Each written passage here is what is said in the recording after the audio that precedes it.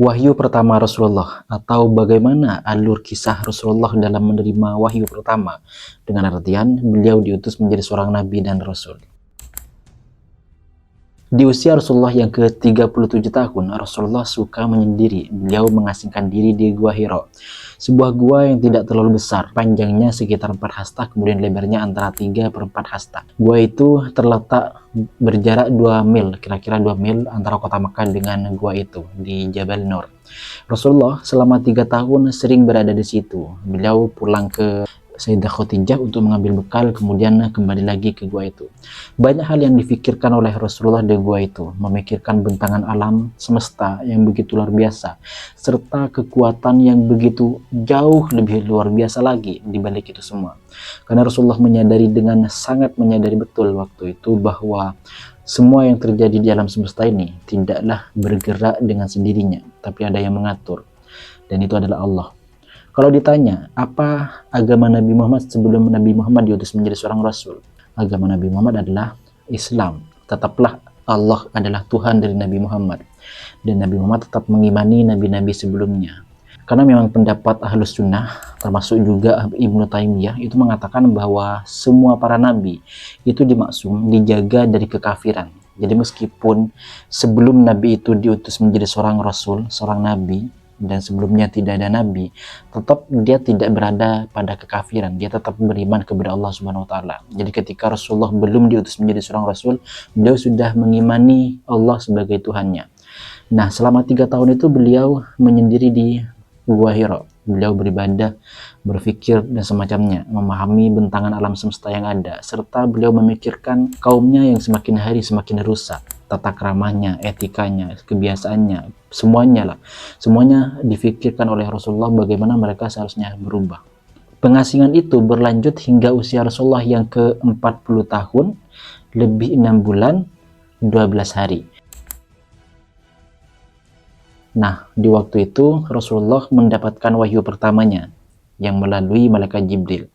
Cerita ini disampaikan oleh Sayyidah Aisyah. Sayyidah Aisyah menjelaskan bahwa selama 3 tahun Rasulullah melakukan pengasingan diri itu. Dan di usia Rasulullah yang ke-40 tahun 6 bulan 12 hari, Rasulullah mendapatkan wahyu pertama di Gua Hira. Waktu itu Rasulullah didatangi oleh malaikat Jibril. Malaikat Jibril datang kemudian mengatakan kepada Rasulullah, "Iqra, bacalah," kata malaikat Jibril. Rasulullah itu tidak bisa membaca. Mulai dari lahir Rasulullah memang tidak pernah bisa membaca, sehingga Rasulullah menjawab, "Ma ana biqari," saya tidak bisa membaca. Ketika Rasulullah menjawab, "Saya tidak bisa membaca," malaikat Jibril kemudian merangkul Rasulullah. Rasulullah dirangkul dengan rangkulan yang begitu keras, sehingga dalam cerita itu disampaikan Rasulullah mengatakan bahwa Rasulullah sampai sesak, sehingga kesulitan bernafas dari saking rangkulan dari malaikat Jibril itu sangat kuat. Ketika seperti itu akhirnya dilepas oleh malaikat Jibril kembali mengatakan, "Iqra, bacalah." Nabi Muhammad kembali menjawab, "Ma ana biqari," saya tidak bisa membaca. Kemudian setelah itu dirangkul lagi oleh malaikat Jibril untuk yang kedua kalinya. Setelah itu dilepas, dan rangkulan yang kedua itu tidak berbeda dengan rangkulan yang pertama, yaitu sama-sama membuat Nabi Muhammad sesak dan kesulitan bernafas. Setelah dilepas oleh malaikat Jibril mengatakan, "Iqra bismi rabbikal ladzi khalaq, khalaqal insana min 'alaq. Iqra wa rabbukal akram, alladzi 'allama bil qalam, 'allamal insana ma lam ya'lam." Kemudian Rasulullah mengulangi bacaan itu hingga selesai. Rasulullah dengan gemetar, dengan ketakutan beliau pulang ke Sayyidah Khadijah. Sampai kepada Sayyidah Khadijah, Rasulullah minta untuk diselimuti. "Selimutilah aku, selimutilah aku." Sayyidah Khadijah menyelimuti Rasulullah. Dengan kepandaian Sayyidah Khadijah, dengan perhatian dan kasih sayang Sayyidah Khadijah menemani Rasulullah hingga Rasulullah kembali tenang. Setelah Rasulullah tenang, Rasulullah bertanya kepada Sayyidah Khadijah, "Apa yang terjadi kepada diriku?" Sayyidah Khadijah menyampaikan terhadap apa yang dilihat oleh Sayyidah Khadijah. Kemudian Rasulullah mengatakan, "Saya khawatir terhadap diriku sendiri." Sayyidah Khadijah menjawab, "Tidak, demi Allah, Allah sama sekali tidak akan menghinakanmu, karena engkau suka menolong semua orang, menyambung tali persaudaraan, ikut membawakan beban orang lain, memberi makan orang miskin, dan menjamu para tamu, serta menegakkan kebenaran." Itu yang disampaikan oleh Sayyidah Khadijah. Sayyidah Khadijah hadir sebagai istri yang menenangkan terhadap suaminya. Setelah itu, Sayyidah Khadijah membawa Rasulullah kepada Waraqah bin Naufail. Waraqah bin Naufail ini adalah sepupu dari Sayyidah Khadijah. Waraqah bin Naufail adalah seorang pendeta Nasrani. Dia pernah menulis kitab Injil dengan bahasa Ibrani. Dia juga pernah menulis buku dengan bahasa Ibrani. Sayyidah Khadijah mengatakan, "Wahai sepupuku, coba dengarkan apa yang telah terjadi kepada saudaramu ini," yakni Rasulullah. Kemudian Rasulullah menyampaikan apa yang telah Rasulullah alami.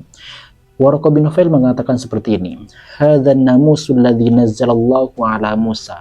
Ini adalah namus yang pernah diturunkan kepada Musa. Namus ini adalah malaikat.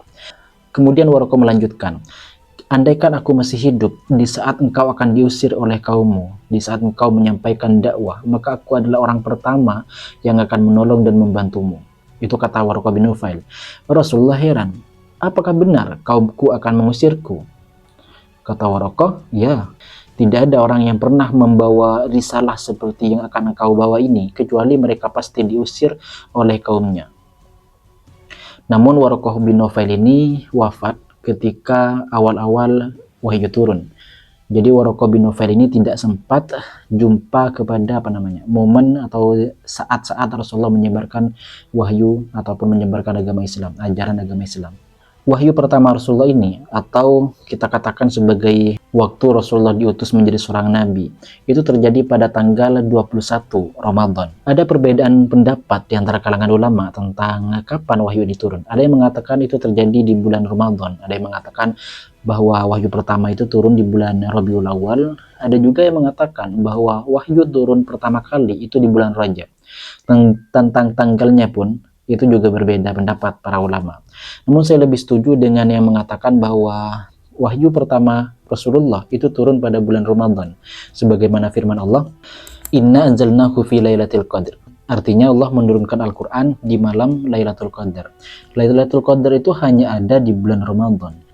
Syahrul Ramadan alladzi unzila fihi al-Quran. Bulan Ramadan adalah bulan di mana di dalamnya itu diturunkan Al-Quran. Jadi saya lebih tertarik ataupun menyepakati, mendukung pendapat para ulama yang mengatakan bahwa Al-Quran turun di bulan Ramadan. Serta ya meskipun kita pilih pendapat yang mengatakan di bulan Ramadan, ini masih terjadi perbedaan pendapat ulama juga tentang kapan tanggal Al-Quran ini turun. Ada yang mengatakan tanggal 17, ada juga yang mengatakan tanggal 21. Makanya nuzulul Quran, ada sebagian wilayah ada yang memperingatinya di tanggal 17, ada juga yang memperingatinya di tanggal 21. Setelah wahyu turun dengan surah Al-Alaq, maka terjadilah kevakuman wahyu. Artinya wahyu tidak turun hingga beberapa hari. Nah, ketika wahyu ini tidak turun hingga beberapa hari, Rasulullah dilanda kebingungan yang begitu luar biasa. Rasulullah sedih. Rasulullah mengira bahwa Allah marah ataupun murka kepada Rasulullah sehingga wahyu tidak turun. Rasulullah sangat sedih waktu itu, ditimpa kesedihan sebagaimana manusia pada umumnya merasakan sedih. Namun kesedihan Rasulullah waktu itu begitu besar sekali sehingga Rasulullah ingin berangkat ke atas gunung dan hendak menjatuhkan diri di atas gunung itu dari saking sedihnya Rasulullah waktu itu. Namun ketika Rasulullah memang berangkat ke atas gunung, kemudian Rasulullah ingin menjatuhkan diri di atas gunung. Namun akhirnya datang malaikat Jibril, nampak malaikat Jibril mengatakan kepada Rasulullah, "Ya Muhammad, innaka Rasulullah haqqan." Setelah mendengar apa yang disampaikan oleh malaikat Jibril, Rasulullah menjadi tenang kembali, kemudian kembali ke Mekah dan menjalani aktivitas sehari-hari tanpa kebingungan dan tanpa kesedihan yang dialami tadi. Nah, pernah suatu ketika Rasulullah hendak menjatuhkan diri dari gunung, dalam bahasa kasarnya itu bunuh diri.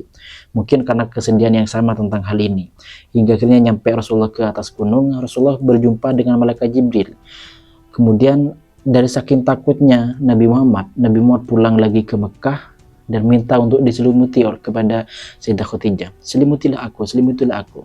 Sehingga akhirnya Sayyidah Khadijah itu menyelimuti Rasulullah dan turun ayat yang berikutnya, yaitu surah Al-Muddatsir.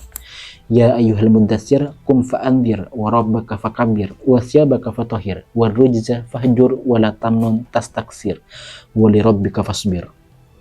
Tentang vakumnya wahyu beberapa hari ini membuat Rasulullah sedih, kebingungan. Bahkan dari saking bingungnya Rasulullah hendak bunuh diri waktu itu. Ini menjadi sebuah dalil menjadi sebuah bukti bahwa Al-Quran itu bukan buatan dari Rasulullah, bukan hasil dari imajinasi Rasulullah, bukan hasil dari berpikirnya Rasulullah. Ini menjadi bantahan terhadap para kaum orientalis yang mengatakan bahwa Al-Quran adalah buatan Rasulullah. Karena andaikan Al-Quran ini adalah buatan Rasulullah, maka Rasulullah tidak akan mengalami kebingungan sehingga Rasulullah hendak bunuh diri waktu itu. Ini bukti bahwa wahyu itu bukan dari dalam diri Rasulullah, tapi dari luar. Karena andaikan saya adalah seorang pengarang buku, saya tidak mungkin merasa pengen bunuh diri gara-gara saya tidak bisa mengarang tentang Al-Quran semisal, ataupun buku catatan dan semacamnya.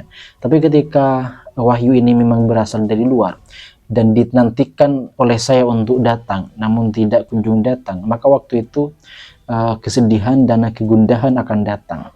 Ini disampaikan oleh Sayyid Ramadan Al-Buti tentang sedihnya Rasulullah terhadap wahyu yang vakum. Itu bukti bahwa wahyu bukan dari diri Rasulullah, bukan buatan Rasulullah, tapi memang murni datang dari luar. Artinya datang dari Allah. Oh ya, ada yang lupa bahwa wahyu pertama yang datang kepada Rasulullah itu adalah berupa sebuah mimpi. Jadi sebelum menerima surah Al-Alaq tadi sebagai wahyu yang berbentuk Al-Quran, sebelum itu Rasulullah sudah mengalami beberapa mimpi, yang mimpi itu menjadi kenyataan. Dalam kitab-kitab sejarah dijelaskan bahwa mimpi Rasulullah itu sama seperti mislu falakil fajri, sama seperti fajar yang muncul atau terbit ketika pagi hari. Artinya mimpi yang terjadi dalam mimpi Rasulullah itu menjadi kenyataan keesokan harinya. Andaikan malam ini Rasulullah bermimpi seperti ini, maka esok harinya menjadi kenyataan. Artinya mimpi Rasulullah bukan hanya sekedar bunga tidur. Masih tentang wahyu, ada sedikit penjelasan tentang pembagian wahyu, bentuk-bentuk wahyu yang datang kepada Rasulullah. Yang pertama adalah mimpi yang hakiki, yaitu mimpi yang dialami Rasulullah sebelum Rasulullah mendapatkan wahyu pertama berupa surah Al-Alaq tadi, yaitu mimpi Rasulullah yang sama seperti fajar yang menyingsing, artinya mimpi Rasulullah menjadi kenyataan. Dan kedua adalah berupa wahyu yang langsung disusupkan kepada ruh Rasulullah. Kemudian yang ketiga, wahyu yang disampaikan kepada Rasulullah melalui malaikat Jibril, dan malaikat Jibril menyerupai seorang manusia, seorang laki-laki, dan Rasulullah biasa berinteraksi, berkomunikasi dengan malaikat Jibril, di mana malaikat Jibril waktu itu berbentuk ataupun menjelma seorang manusia. Yang keempat, wahyu berupa sama seperti bunyi gemerincing lonceng, dan ini merupakan bentuk wahyu yang paling berat ketika Rasulullah sedang menerimanya. Bahkan Rasulullah bisa berkeringat di musim dingin, ataupun Rasulullah merasa kedinginan di musim panas ketika sedang menerima wahyu ini, yang memang paling berat ketika Rasulullah sedang menerimanya bagi Rasulullah. Suatu ketika paha Rasulullah menimpa paha dari Zaid bin Harithah. Ketika itu Rasulullah menerima wahyu dengan bentuk wahyu yang seperti ini, sehingga Zaid bin Harithah itu merasa tidak kuat dan hampir saja tidak tahan menerima betapa Rasulullah waktu itu memiliki berat yang begitu luar biasa. Kalau Rasulullah menerima wahyu ketika Rasulullah berada di atas onta, maka onta itu pasti akan menunduk, turun, menderum dari saking tidak kuatnya. Kemudian bentuk wahyu yang kelima adalah Nabi Muhammad bisa melihat langsung rupa malaikat Jibril dalam bentuk aslinya. Lalu malaikat Jibril menyampaikan wahyu sebagaimana yang dikehendaki oleh Allah. Bentuk wahyu yang keenam adalah ketika wahyu disampaikan kepada Rasulullah di lapisan langit ketujuh, yaitu ketika Mi'raj, ketika Isra Mi'raj, Rasulullah mendapatkan kewajiban untuk melaksanakan sholat 5 waktu ini.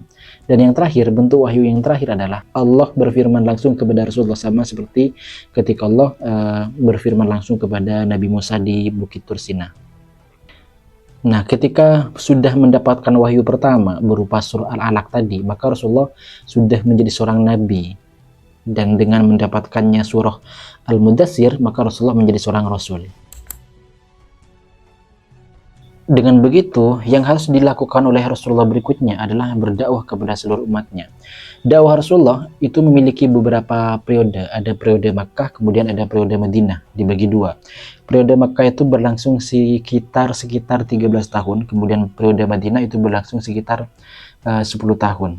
Sedangkan periode Makkah sendiri itu memiliki beberapa tahap. Tahap pertama adalah dakwah secara samar, kemudian tahap kedua adalah dakwah secara terang-terangan, dan yang ketiga adalah tahap di mana Rasulullah menyebarkan agama Islam tidak hanya di kota Mekah saja, tapi sudah keluar kota Mekah. Nah, baru setelah ini terjadi selama kurang lebih 3 tahun, dan setelah tahap yang ini maka Rasulullah hijrah ke Madinah, dan kita masuk kepada periode berikutnya, itu periode penyebaran Islam dimulai dari atau berpusat di Madinah.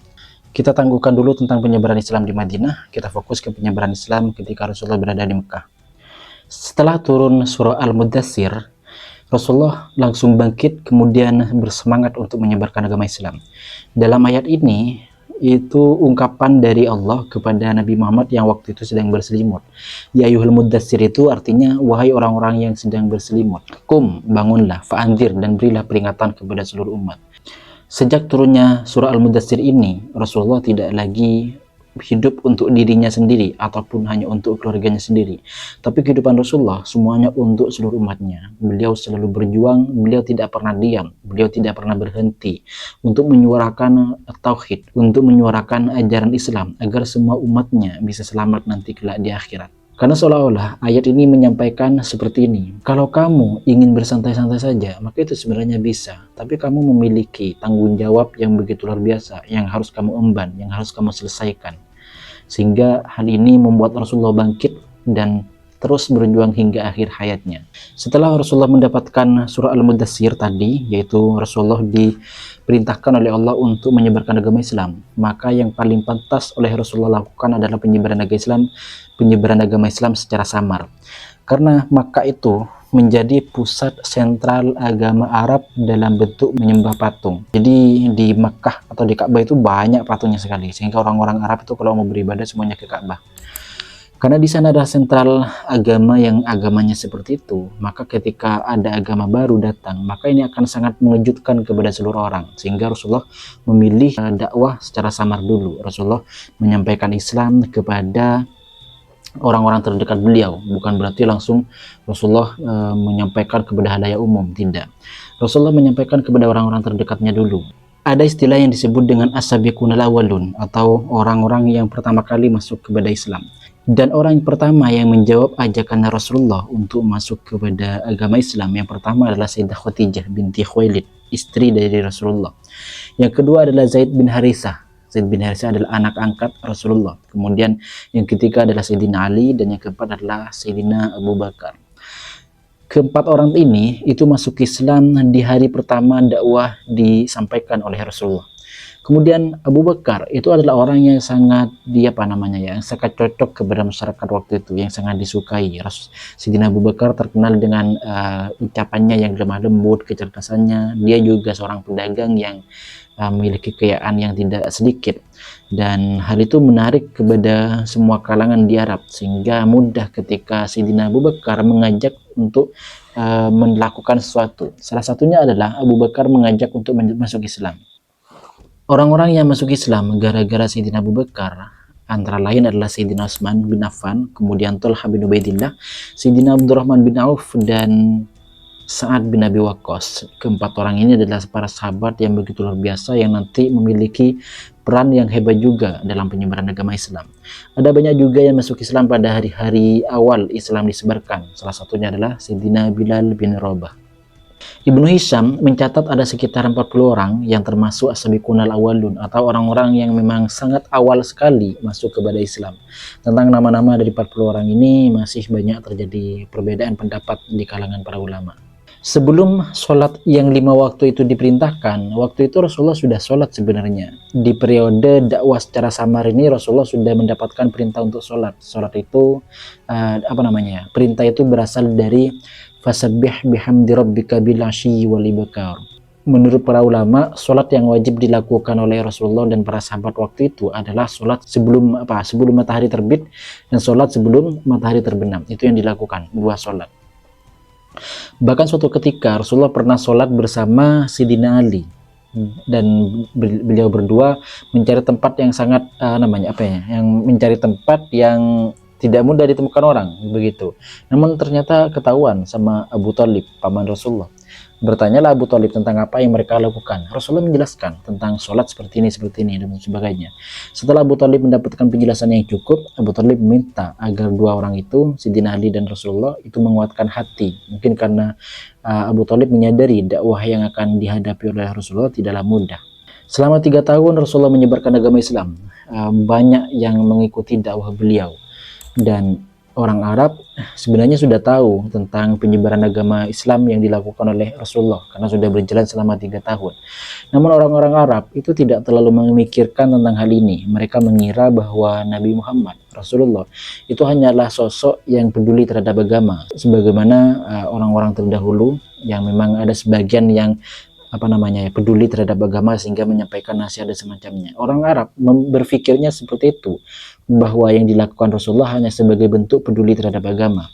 Namun semakin lama pengikut dari Rasul semakin banyak, sehingga orang Arab sudah mulai menaruh perhatian terhadap apa yang dilakukan Rasulullah sebenarnya.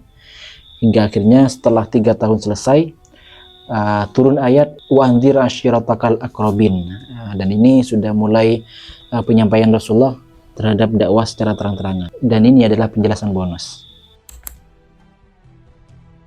Bagaimana proses Rasulullah belajar sehingga Rasulullah menjadi seorang pemimpin yang luar biasa, terhebat sepanjang sejarah, dan tidak akan pernah dikalahkan oleh siapapun, dari manapun, kapanpun, begitu. Jadi proses apa saja yang dilalui oleh Rasulullah sehingga kemampuan itu ada. Pastinya, meskipun Rasulullah mendapatkan keistimewaan dari Allah, tapi Rasulullah menjalani semuanya itu dengan sifat kemanusiaan beliau. Artinya pelajaran yang beliau dapatkan itu bukan blek langsung masuk ke kemampuan beliau langsung hebat, enggak. Tapi Rasulullah melalui setiap proses-proses yang juga melelahkan sebenarnya, andaikan kita lalui proses kehidupan Rasulullah. Kita mulai dari ketika Rasulullah lahir. Rasulullah lahir itu sudah tanpa seorang ayah. Ada perbedaan antara anak yang tumbuh dengan bimbingan ataupun pengawasan dari orang tua dan anak yang tumbuh tanpa asuhan dari orang tua. Kita ketahui bahwa Rasulullah lahir tanpa seorang ayah karena ayah Rasulullah wafat ketika Rasulullah masih berada di dalam kandungan. Anak yang tidak memiliki ayah, tidak memiliki orang tua, dan anak yang memiliki orang tua itu berbeda dalam proses menjalani kehidupan, sangat berbeda. Tentu hal itu sudah kita ketahui bersama. Namun mereka yang tidak memiliki orang tua, mereka tidak memiliki tempat untuk mengadukan masalah mereka. Mereka tidak merasa aman di setiap alur kehidupannya, sehingga dia selalu waspada. Dia selalu mengira-ngira apa yang akan terjadi. Dia selalu berpikir sendiri untuk mengatasi masalah.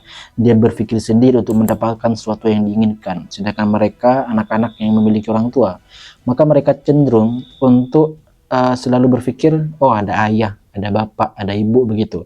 Ketika mereka punya masalah, mereka langsung sampaikan, ibu, bapak, saya punya masalah ini, bagaimana cara menyelesaikannya. Sehingga dia tidak mandiri dalam berpikir menyelesaikan masalah. Dia tidak memiliki mindset kemandirian yang sekuat anak-anak yang tidak memiliki orang tua. Rasulullah belajar dari takdir beliau menjadi seorang yatim, sehingga setiap alur kehidupannya Rasulullah harus menyelesaikan masalahnya sendiri.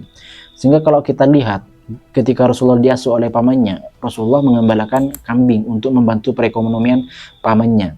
Ini bukti bahwa Rasulullah sudah tidak lagi berpikir tentang saya minta uang sama bapak saja, saya minta uang kepada ibu saja. Tidak ada hal seperti itu.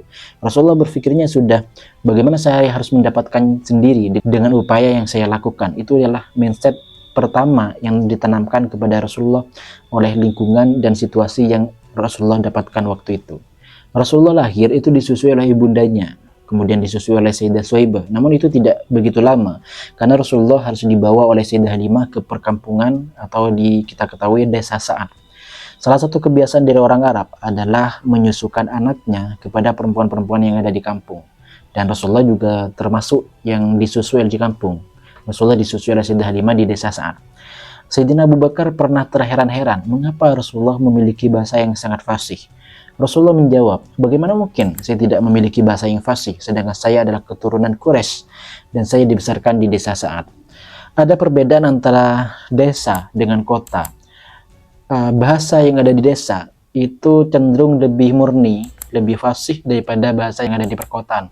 Makkah waktu itu menjadi tempat berlalu lintasnya para pedagang dari Syam ke Yaman. Jadi kota Mekah waktu itu sudah banyak berbaur dengan bangsa-bangsa asing. Sehingga ketika Mekah itu menjadi salah satu pusat yang didatangi oleh bangsa-bangsa yang lain, maka bahasa di Mekah waktu itu sudah banyak terkikis ataupun sudah banyak yang bercampur dengan bahasa-bahasa lain. Maka bahasa di pedesaan, di desa saat itu masih lebih murni, sehingga Rasulullah banyak belajar tentang bagaimana cara berbicara yang benar, yang fasih begitu. Dan itu adalah bekal yang sangat baik kepada Rasulullah, karena Rasulullah harus menyampaikan wahyu, Rasulullah harus menyampaikan tentang Islam. Belajar bahasa yang fasih di desa saat ini membuat Rasulullah memiliki kemampuan retorika penyampaian yang sangat bagus dan mudah diterima akhirnya dalam penyampaian dakwah Rasulullah. Kita ketahui juga bahwa perkotaan dan pedesaan berbeda dari segi membentuk fisik anak yang tumbuh, karena di pedesaan butuh lebih banyak tenaga untuk mendapatkan sesuatu yang diinginkan, sedangkan di perkotaan memiliki akses yang lebih mudah sehingga tidak terlalu butuh banyak tenaga untuk mendapatkan sesuatu yang diinginkan. Kira-kira begitu. Sehingga ketika Rasulullah berada di desa Sa'ad, itu sangat membentuk fisik Rasulullah menjadi fisik yang begitu kuat. Setelah ibunda Rasulullah wafat, maka Nabi Muhammad dirawat oleh kakeknya, Abdul Muttalib. Rasulullah mendapatkan kasih sayang yang luar biasa dari Abdul Muttalib. Bahkan dijelaskan bahwa Abdul Muttalib lebih menyayangi Nabi Muhammad daripada cucu-cucu yang lain ataupun daripada putra-putrinya sendiri. Namun Rasulullah tidak terlalu lama dirawat oleh Abdul Muttalib, sehingga akhirnya Abdul Muttalib wafat ketika Rasulullah berumur 8 tahun. Setelah itu akhirnya pindah kepada Abu Thalib. Abu Thalib bukanlah sosok yang memiliki kekayaan yang banyak. Akhirnya Rasulullah itu juga membantu terhadap perekonomian pamannya. Sebenarnya apapun yang dibutuhkan oleh Rasulullah, Abu Thalib tetap akan memenuhi, walaupun Rasulullah waktu itu hanya sebagai seorang anak yang suka bermain dan semacamnya. Tapi Rasulullah tidak seperti itu. Rasulullah juga ikut membantu terhadap perekonomian pamannya.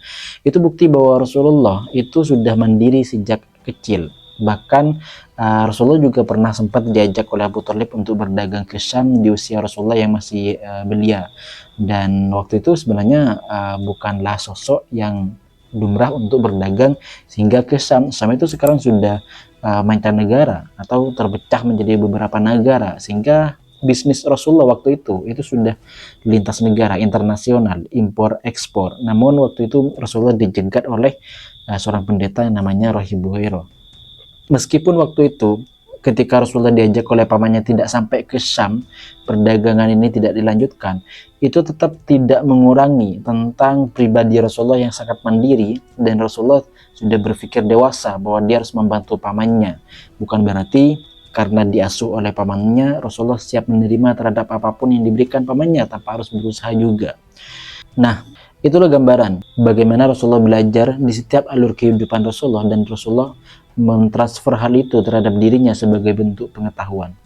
Tadi saya lupa sampaikan bahwa ketika Rasulullah berada di bawah kepengasuhan kakeknya setelah ibundanya wafat, maka Rasulullah mudah bergaul dengan paman-paman Rasulullah, yakni putra dari Abdul Muttalib. Sehingga dengan begitu otomatis Rasulullah juga banyak mempelajari tentang langkah-langkah ataupun bagaimana orang dewasa berperan dalam kehidupan.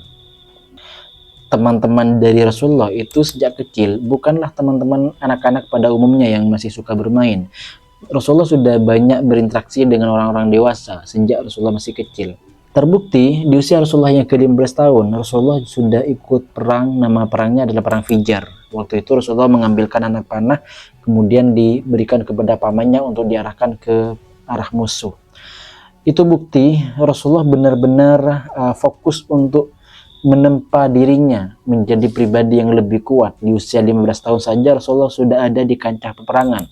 Bahkan Rasulullah mengatakan, andaikan musuh itu memanah pamanku, maka aku akan panah mereka balik. Setelah perang Fijar selesai, tentang perang Fijar saya jelaskan lebih detail di video saya sebelumnya di Naruto ID. Ini sejarah Rasulullah part 4. Nah, setelah perang Fijar selesai, maka kembali menjadi aman, dan waktu itu ada seorang Zabid dari Yaman pergi ke Mekah untuk berdagang. Waktu itu dia menjual sesuatu, kemudian Al-As bin Wa'il itu membeli namun tidak mau membayar. Orang tadi yang datang dari Yaman tadi minta bantuan kepada orang-orang untuk menegakkan keadilan sampai dia meminta bantuan kepada orang-orang Quraisy. Namun orang Quraisy enggan membantu karena Al-As bin Wa'il memiliki posisi yang strategis di kabilah Quraisy, sehingga orang-orang Quraisy tidak mau membantu orang itu untuk menghukum atau merampas kembali hak yang diambil oleh Al-As bin Wa'il. Hingga akhirnya orang Yaman tadi minta bantuan kepada kabilah Fir, kepada orang-orang Fihr. Akhirnya dan Zubair bin Abdul Muttalib, paman dari Rasulullah, mengatakan ini tidak boleh dibiarkan. Berkumpullah paman-paman Rasulullah dan orang-orang beberapa orang yang lain di rumah Abdullah bin Jud'an, merumuskan hal ini, memusyawarahkan hal ini, dan mengambil hak yang dimiliki oleh orang Yaman tadi diambil dari Al-As bin Wa'il, disampaikan kepada orang tadi, kepada orang yang berdagang dari Yaman tadi. Rasulullah juga ikut musyawarah di rumah Abdullah bin Jud'an tadi. Bahkan ketika Rasulullah sudah menjadi seorang Rasul, Rasulullah pernah mengungkapkan pernyataan seperti ini. Dulu aku pernah mengikuti sebuah perjanjian di masa jahiliyah di rumah Abdullah bin Jud'an. Perjanjian ini lebih aku cintai daripada onta merah. Andaikan aku diundang lagi untuk menghadiri acara perjanjian seperti ini di masa aku menjadi Rasul atau di masa Islam, maka aku pasti mendatanginya, kata Rasulullah. Jadi Rasulullah memuji proses penegakan keadilan di masa jahiliyah yang pernah dilakukan di rumah Abdullah bin Jud'an. Waktu itu Rasulullah mendukung pihak orang yang dari Yaman tadi, padahal jika kita lihat Al-As bin Wa'il itu adalah orang Quraisy, Rasulullah dari orang Quraisy juga. Jadi Rasulullah tidak terpengaruh terhadap fanatik kesukuan waktu itu, meskipun fanatik kesukuan merupakan suatu yang sangat lumrah di masa itu. Tapi Rasulullah tidak berpengaruh. Rasulullah tetap berdiri di posisi mereka yang benar, meskipun Rasulullah sebenarnya tidak kenal dengan orang yang dari Yaman tadi, tidak memiliki kepentingan juga. Sedangkan Al-As bin Wa'il adalah bagian dari kerabat dekatnya, artinya bagian dari kabilah yang sama dengan Rasulullah. Tapi Rasulullah tetap berdiri di posisi yang benar siapapun itu, dan Rasulullah tetap akan menghindar dari mereka yang salah meskipun dari keluarganya sendiri. Ini merupakan proses di waktu Rasulullah masih kecil. Jadi proses pendewasaan, kebijaksanaan sudah didapatkan dan diperoleh oleh Rasulullah ketika Rasulullah masih kecil. Salah satu hal yang juga mendapatkan sorotan yang menarik dari proses alur kehidupan Rasulullah adalah ketika Rasulullah mengembalakan kambing. Jadi ketika Rasulullah dirawat oleh pamannya, Rasulullah mengembalakan kambing, dan ini adalah pelajaran yang menarik. Rasulullah pernah bersabda bahwa Nabi yang diutus oleh Allah pasti mereka pernah mengembalakan kambing. Pelajaran yang menarik adalah orang yang mengembalakan kambing itu harus menggiring kambing dari pagi sampai sore, butuh kesabaran untuk melakukan hal ini. Terlebih medan geografis yang ada di Mekah itu adalah tempat yang sulit rumput, kemudian terik panas matahari yang sangat menyengat. Kalau kita mengembalakan kambing di Indonesia itu sangat mudah karena tumbuhan banyak, dan kalau di Mekah di tempat itu sedikit rumput, sehingga para pengembala itu membutuhkan proses dan upaya yang lebih besar daripada mengembala kambing di tempat lain. Dan ini dilakukan oleh Rasulullah, sehingga Rasulullah terlatih kesabarannya karena setiap hari harus melakukan hal itu. Selain itu, orang yang mengembalakan kambing itu juga harus siap menjamin semua kambing-kambingnya selamat dari binatang buas, dan Rasulullah harus menjaga dari itu. Itu menjadikan bahan bagaimana Rasulullah belajar menjadi orang pemberani, memastikan kambing-kambingnya aman dari hewan-hewan buas. Ketika kambingnya sakit, Rasulullah harus memahami bagaimana cara merawat dengan kasih sayang. Kalau semisal saya merawat manusia, maka mudah. Kamu sakit kepala, kita kasih bodrek. Kamu kenapa? Sakit gigi, kita cabut giginya. Kamu kenapa? Kamu kedinginan, saya kasih selimut. Jadi mudah untuk merawat manusia karena kita bisa berinteraksi. Sedangkan merawat hewan, kita tidak bisa berkomunikasi, sehingga yang dibutuhkan adalah membangun bagaimana empati kita berperan, perasaan kita berperan, memahami bagaimana posisi dia dan apa yang dia inginkan. Rasulullah juga begitu. Rasulullah ketika menjadi seorang Rasul, Rasulullah benar-benar memahami apa yang diinginkan oleh umatnya dan apa yang harus diberikan kepada umatnya. Salah satu juga yang didapatkan, pelajaran yang didapatkan oleh Rasulullah ketika Rasulullah mengembalakan kambing adalah tidak jarang Rasulullah harus berbaur dengan kotoran-kotoran kambing yang bau dan semacamnya. Ini membentuk pribadi Rasulullah yang tawadhu, tidak sombong, karena berada di tempat itu melatih seorang untuk selalu rendah hati. Pelajaran tawadhu yang didapatkan dari mengembala kambing oleh Rasulullah. Kemudian ditambah lagi, kambing yang tidak bisa menurut, tidak bisa disuruh-suruh.